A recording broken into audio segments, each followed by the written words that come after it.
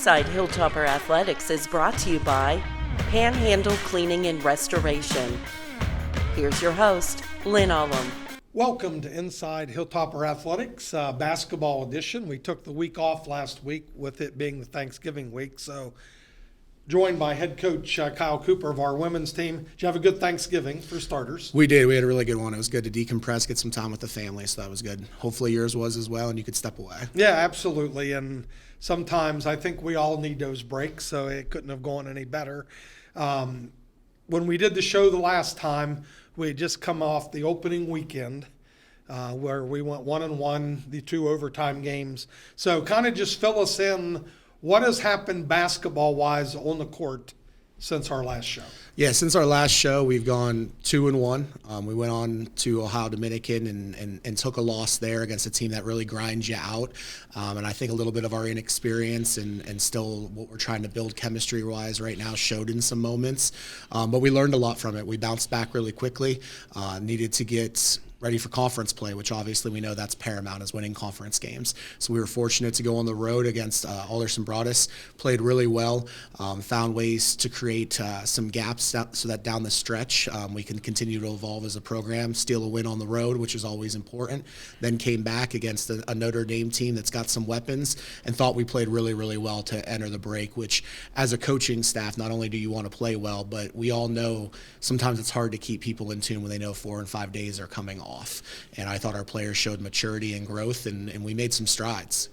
Well, I can speak from experience. I had some awful Thanksgivings in my life if the games didn't go well before the Thanksgiving break. There's no doubt. Fortunately, it did go well for you. And not that we ever make excuses here, and I'm not making excuses, but the injury to Corinne Thomas didn't help matters. No, it obviously hasn't, because it's bigger than just shot making, and that's sometimes the things that people don't realize when you talk about Corinne is her ability to, for lack of a better term, fix situations. Meaning defensively, we have a blown assignment. She can almost see it coming and try to make a play to fix it for us. Moving the ball so that people get in positions to score. It's endless, the things that she brings to us beyond just a vocal leader and a kid that can shoot the basketball, and that's a lot of times just what she's labeled as. And that said, we're feeling that a little bit right now, but we're seeing some players really emerge and make some jumps like we talked about through fall when talking our team, and we're also seeing some other players evolve in her absence, which is exciting to see, and it'll make us better in the long run. Well, and that's probably if there's a bright spot to it, it does force kids to do a little bit more and do things maybe they normally don't do, but then become accustomed to it. And for people that listen to the games on air, it's pretty evident I've always been a Corinne fan. Yes. Because I see what she brings to the table. And last year we had the walking triple-double in Audrey Tingle, but Corinne flirted with some triple-doubles at times, for too. sure. So when you lose her, and you brought it up well, you're just not losing a good three-point shooter.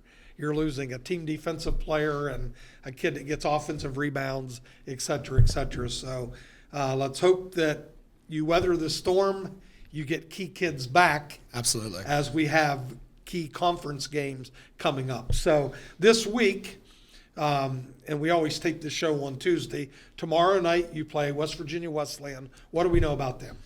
I think it's a team that, he's starting to try to stacking some recruiting classes as he builds his own identity. And Coach Vincent's obviously working really hard down there. And for them, they're just a blue-collar program.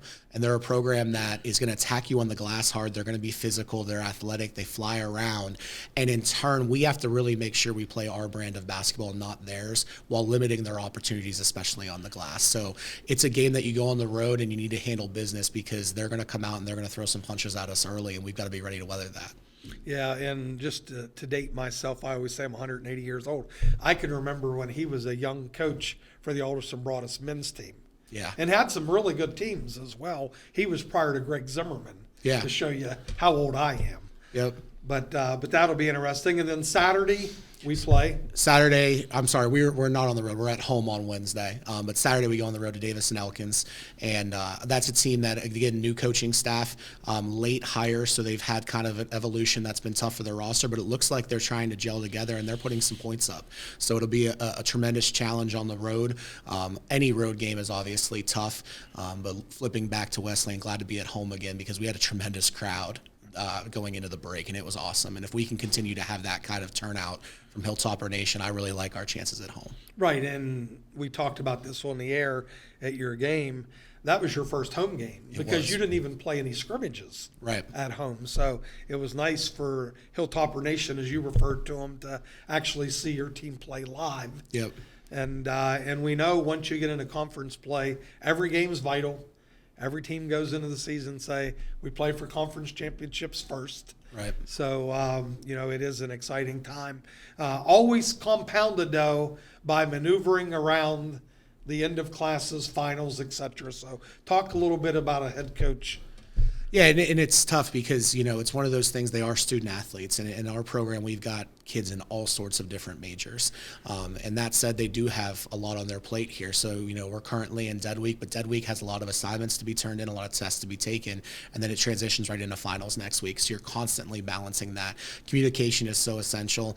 And, we always talk about the bright spots of our institution and like to sell things. And I do believe we have a great faculty base that is supportive of our players needing to have a little give at times, as long as they're handling their business, communicating and getting things done. But it is a balance. There's no doubt about it. If you could tell me we'd rather be playing a conference game not during finals week on the road, that would be great. But again, we have to play it the way it lies, and we'll be ready to go. Yeah, and it's funny how the sport evolves and conferences change and things change. For the bulk of my career, we were always done on finals week. And we had a huge break. Our kids would be off somewhere between December 5th, 7th, 9th, whatever it worked out to be. Yeah. And we wouldn't even come back until late December. Wow. But then when conferences changed and the amount of conference games that you play, which in the MEC is 22, we went to playing conference games after finals. Jeez. So yeah, it's been all over the place. It really has. And I feel for conferences, though. It's not easy to put a schedule together. And there's always going to be one coach, one institution that's not happy no matter what direction you go. So they're trying to create the best model they can for the student athletes. We're trying to do so on our campus. And the more we can always keep them first, the better off we're going to be. Right. And what I think complicates it even further, though, is not everybody has finals at the exact same time. We run into that in the spring as well, trying to host baseball and softball. Conference championships, and people are different final schedules. So as you're right, it's not easy. Let's shift gears here for a second. National Letter of Intent Day last week. Any new additions that you want to briefly talk about? Yeah, really excited about the two that we signed. So, both have been signed, sealed, delivered. It's official. We can put down all those recruiting restrictions, and we're excited to have them join this family. Both high academic.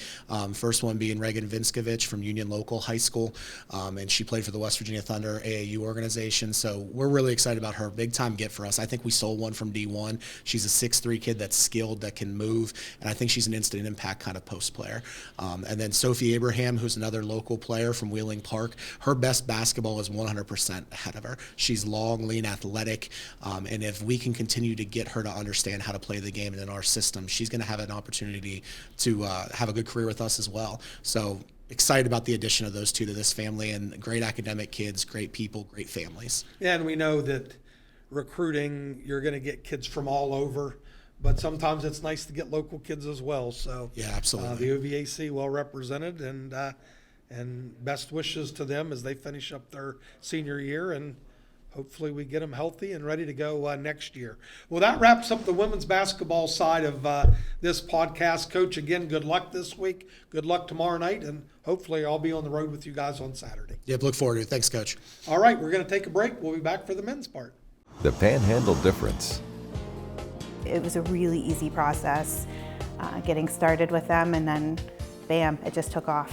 We've had a lot of gatherings here. We've had a whole basketball team. We've had lots of family dinners, birthday parties. I mean, I can't wait for holidays to come. It's a great kitchen. Honestly, it couldn't have turned out any better. With Panhandle Cleaning and Restoration, and we're gonna save you. What are you working for? Do you want to pursue your athletic potential while earning a degree that will benefit you for a lifetime? Do you want to play at the highest level in your sport? Do you want to be a champion? That's what the 12 proud members of the Mountain East Conference are advancing toward every day, providing opportunities and pursuing excellence. the Mountain East Conference. Inside Hilltopper Athletics is brought to you by Panhandle Cleaning and Restoration. Here's your host, Lynn. Welcome back to Inside Hilltopper Athletics. I'm now joined by our head men's coach, Ben Hallett. As we mentioned in the first broadcast, we took a week off last week for Thanksgiving. So tell me about Thanksgiving. Are you a huge turkey guy, mashed potatoes? What do we do? Yeah, I had 2 meals. I went and ate with my wife's family around 1 o'clock and had 2 plates of about everything that was on the menu, and then went back home to my family's and had 2 more plates. So got filled up, got refueled, and ready to get going here. Did you do any of the cooking? None, 0. Well, there you go. Now I have to do most of the cooking, so but I actually enjoy that. When we had the show the last time, we were coming off of that opening weekend. So kind of fill us in, what has happened since the tournament that we hosted in the opening weekend? Yeah, so we've got off to a 5-0 start, beat a really good Pitt Johnstown team at home. I thought we played our best basketball of the year that game. Some really high-level passing, shared the ball very well, got easy shots, and beat a very well-coached Pitt Johnstown team. And last week we played Notre Dame here at home and beat another really good team. It was kind of an odd game. We got off to a 15-point lead in the first half and then let them back in the game. And then in the second half, we made some slight adjustments on our press and really took away their deep threat and played a really good second half and got a good win. And then you also had the win down at AB. Correct, yeah. So you're testing my knowledge Yeah, here. You're making testing me think too much. But yeah, got a win at AB on the road. Again, always tough to get wins on the road. Again, thought we played well at times and got off to a good lead in the first half and never looked back. Let's get back to the Pitt Johnstown game. One of the benefits of scheduling prominent teams, and would you agree that Pitt Johnstown's a team that probably went into the season thinking if the chips fall the way we want them to, we are going to be in contention for a regional For sure. at-large bid? I would think they were thinking maybe they got snubbed last year in the NCAA tournament. I thought they had a really good year last year and won 22 games. And if you looked at the way they scheduled, they're thinking we're an NCAA tournament team this year. They've got a mature group, a lot of 4th and 5th year players on the roster. So we made a home-and-home deal with them, a 2-year deal, and we got them here on our home court and picked up a really good win. Yeah, absolutely, and hopefully that's a win that's going to pay dividends down the road, because if they have the type of season they think they can have, then that's going to be a nice little resume builder for your squad, including getting a chance to play against a dominant big guy, which we don't see as often now in college basketball. Talk a little bit about the planning, the scheming that may have gone on. Yeah, so John Paul Kromka is a 5th-year player there, so he's been there for 5 years, and he won Defensive Player of the Year in the PSAC last season, and just an all-around talent, can do a little bit of everything. And for us, it's a pick your poison. So we can either throw double teams at big guys and leave shooters on the perimeter, or we can go 1v1, and we elected to go 1v1 in the post. And I thought our guys did a really good job. We threw different guys at him as far as guarding him, and I thought Ben Sarson and Bryce Butler and Chaz Hines and Mike Sampson and Finley Woodward all did a really good job of guarding him and just made every catch tough. And one of his best attributes, and it's one of my favorite attributes when recruiting, is his ability to get his own rebound. He's one of those guys that he misses a shot, but he always gets his own rebound. And we eliminated that from him, and I thought it paid dividends for us. Yeah, I thought it was a pretty impressive half-court defensive effort throughout the whole game, just playing against a guy that caliber, because you're not the biggest team in the country for sure. So that's going to be a challenge, and hopefully that prepares you to play bigger guys down the stretch. Let's talk a little bit about your depth. One of the things that, as an observer, as an announcer, whatever you want to call me, that I like about your team is you're not totally dependent upon 1 or 2 guys every night. Yeah, so we go into the recruiting process and we don't really recruit positions. We just recruit good players. And I feel comfortable going 11 deep this year. And if you look at the AB game and if you look at the Notre Dame game, we went 11 deep. And some of those guys are starting to get better and are starting to deserve more minutes for us. So I feel comfortable putting 11 guys in the basketball game, and not just comfortable, like I feel like they can be effective. You know, they can go out there and, you know, get us a lead or get us back in the game, whatever it needs to be done. And just really proud of the guys that, you know, were coming in off the bench. They're becoming better players right now. Let's talk about your senior guards. And the reason that I want to reference this depth, because I'm calling the game and I've got the stats and all that stuff. Malik and Steve both battled foul trouble in one of the games. Played the fewest minutes they'll probably play all season. Mm-hmm. And then boom, they come out the next game and they lead us in scoring. Yeah.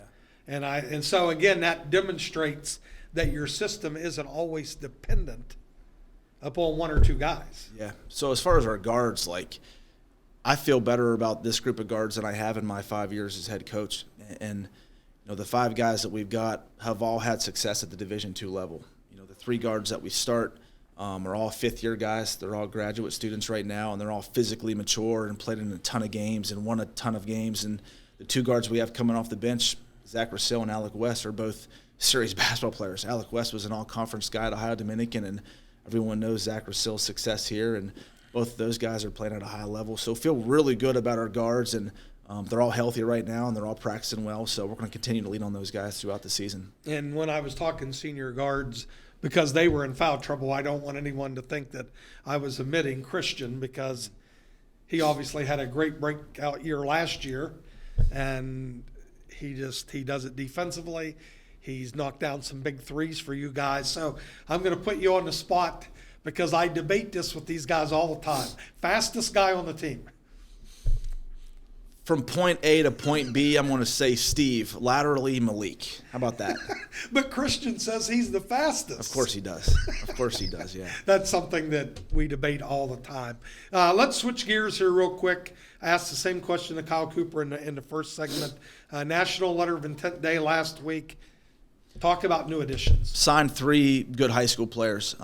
Terrence Pankey out of Youngstown was a guy that was highly recruited. Got on him early as an 11th grader and really recruited him hard. And I think he has a chance to come in here and play right away. Obviously, I'm not going to guarantee him that, but he's a guy that plays high-level high school basketball and is extremely athletic and can do a little bit of everything. And Kyler DiAugustano from Alexander, kind of from my neck of the woods, and has a chance to lead the state of Ohio in scoring this year. We actually went and watched him play this past weekend, and he had 37 points in his first game, and is going to be a big-time player here, I think. And Garrison Kistner out of Morgantown High School, a big 6'7" kid, really fits the mold. He has the ability to do a little bit of everything, dribble, pass, shoot, guard multiple positions. So I think his ceiling's really high, and I think his best basketball's in front of him. One other name, again, so I just don't leave people out.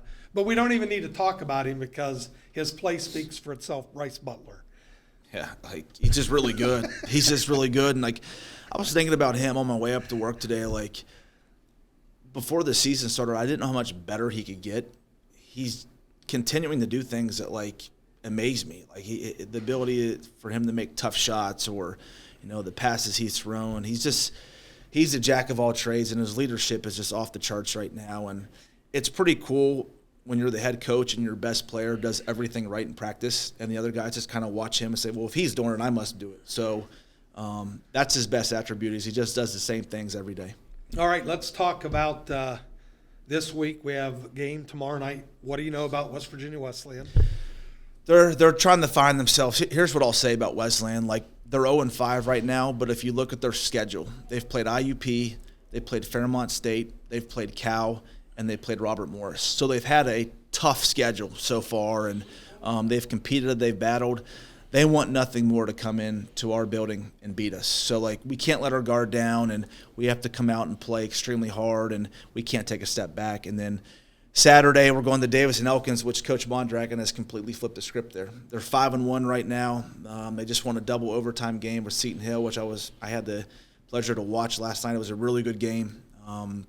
It's going to be a really tough game in their building, and we have to be ready to go. But obviously, our focus is on tomorrow and how we're going to try and beat West Virginia Wesleyan. All right, getting back to Wesleyan, there's a lot of Division II teams that would go 0-4 against those 4 teams that you mentioned. Those are all blue-blooded, established type programs. And I would agree. I think he's done an amazing job at Davis and Elkins, and that's going to be an interesting game. That's an unusual place to play down there, and that'll. So if you can't make the game, please tune in. You know, we stream everything and get a chance to see that. Final thoughts. Finals week, challenges with that as a head coach? Not for me. I just show up to practice. For our players, it might be challenging. But our guys are really good in the classroom. Like we kind of look at that when we recruit. Just get guys you don't have to worry about off the court, and guys that take care of business in the classroom. So I know our guys will take care of business, and we're not going to use that as an excuse. We're going to take the test, do well in the test, come to practice, and we'll play in the games as well. Well, absolutely. We've got off to a great start, 5-0. Let's hopefully we can get a couple more this week. Wishing you the best. Home game tomorrow night, and on the road at D&E. Hopefully I'll be there in person. Thank you. All right. Well, that wraps up this week's edition of Inside Hilltopper Athletics. And please continue to watch the podcast. And if you can't come up and see games in person, please watch Topper Station and watch our 2 good basketball teams. Signing off. From humble beginnings in 1837, West Liberty University has been home to thousands of students. Whether you're a recent high school graduate or looking to complete a college degree later in life, starting your educational career at West Liberty University will be the catalyst for your future. This is a place where you will discover who you are and where you belong, surrounded by lifelong friends and a supportive faculty and staff. Start your journey home at westliberty.edu.